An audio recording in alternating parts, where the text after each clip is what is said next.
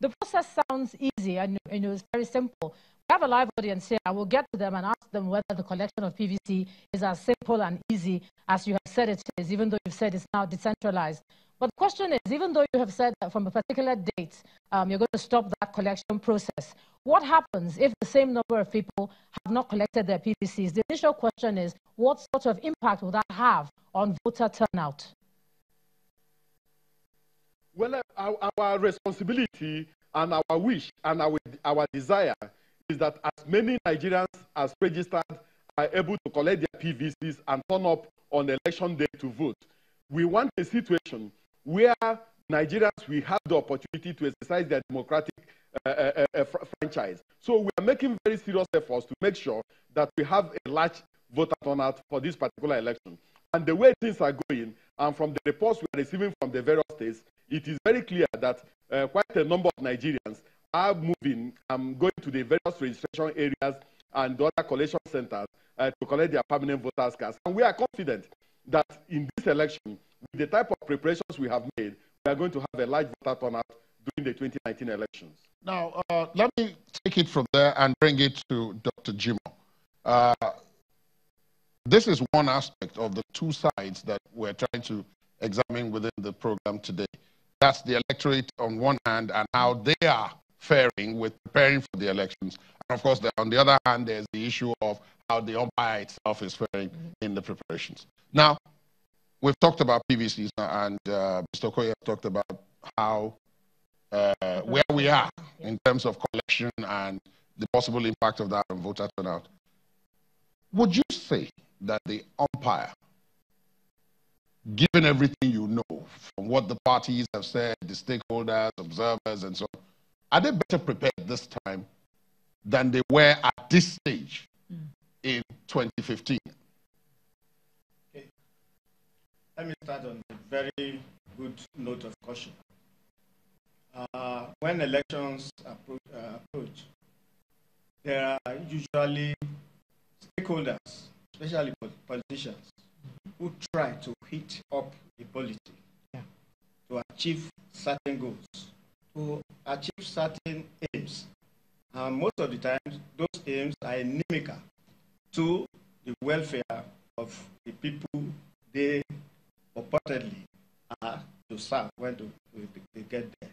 So most of those things they say, they may not really mean them. Or they may not be true. And they may not be true, usually not true. So the electorate will need to take those things, like they say, with a pinch of salt.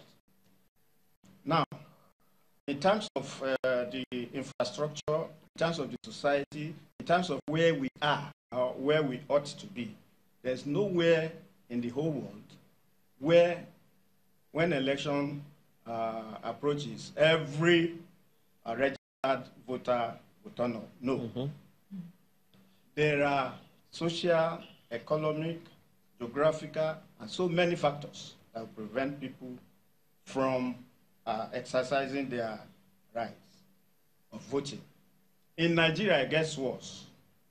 Apathy comes in. We've been at it 1999, 2003, 2007, 2011, 2015, and here we are again. And then, when you look at what they call the democratic dividends, the common man will look at himself and say, what have I gained? So, there's that possibility that apathy coming, and I think it is manifesting. But to go back to your question specifically, whether they are more prepared than 2015, it will seem so. It will seem so because look at the process that Festus Okoye just told us about. It will seem on paper to be very, very achievable. It seems that they are prepared, but a note of caution. Those who will not want this process to be free, fair, credible. We'll also do things to derail the process. When you say they are prepared, I think what Nadi was asking as well is whether we are better prepared, this year than we were. And when you look at the 7 steps, there's 7 steps to the voting process. Yes. I don't know how many people, are prepared and know what those steps are, or whether that is going to happen when you finally get to the polling booth. So that's part of it. I actually think that, if Dr. Joe, please, I can just put you on pause. I think that question should go to Ms. Obibi. Yes. What do you think? Because I mean, you are on the field, as they put it. You go to the field, you get reports, people talk to you, and so on. The 7 steps. And she monitored the last 2 elections. Fine. So, I mean, this 7-step thing, for example, I mean, if we just take it from there. Okay, let's take it from the audience. In the audience, how many of you are aware of the 7-step process? Show of hands. Show of hands. Show of hands. That's 2. Oh, wow. That's 3. 1, 2, 1 3, on 4. show. Okay, 1, 2, 3, 4. 4 people out of our audience. But I won't take that to be, I won't juxtapose that on the larger population. What do you think? Thank you for having me. I think we're ready and we're not ready. We're ready in the sense that the polity, as he rightly says, has been highly, almost inflammatory to a certain degree. And so people are anxious, but there's apathy, and they want change, but they're not sure how and who to vote for. And so therefore, I think INEC is under pressure to get it right.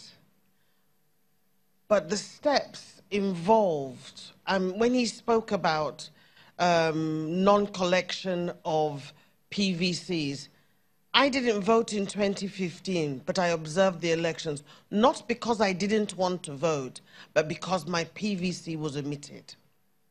I collected my PVC this time because I used long legs. And so if it's affecting somebody like me, who knows the process, who knows the 7 steps, then you can imagine what the others are feeling, who, for whatever reason, have been unable to get their PVC. And I think we have a problem in assuming that the process itself is an easy process. It actually isn't an easy process to collect your PVC. Tell us your experience. It was horrible. We're out in the sun. The staff would turn up when they felt like it. It was in a building that was a primary school, which is not a problem, but there were so many, you know how we are with a little bit of power, we go a bit crazy. That's exactly how it was. You're horrible. talking of the officials now, basically. Yes, so in the end, I just decided, you know what, there has to be a better way around this. I had to circumvent it in a different way. But I felt really bad because I went there every day for weeks to try and get my PVC. I would, before I go to work, I would go, drop my daughter in school. It's right next to my house. And pass by. No, madam, it's not here. Sometimes they won't even answer you. Sometimes people would have started coming from 6 o'clock in the morning to put their names down on the list so that when staff turned up for 9 o'clock, there was already a 3-4 page list of people. So that's quite different from what Yes. Mr. Okoye is describing. What Mr. Okoye is describing is maybe, I don't know, a la carte. Posh people doing No, well, their I think he's referring to what the process ought to be. Yes. And what they've done to fine-tune it as people then came up with the issue of difficulty. It's not as romanticized as he's claiming, because I have just experienced it. And don't worry, Mr. Okoye, you are romanticizing the issue. We will get to you. Yeah, but I just got my PVC. I literally have had it in my hand for two weeks. And in that 2 weeks, I've been looking at it every day, saying, I will vote on that day.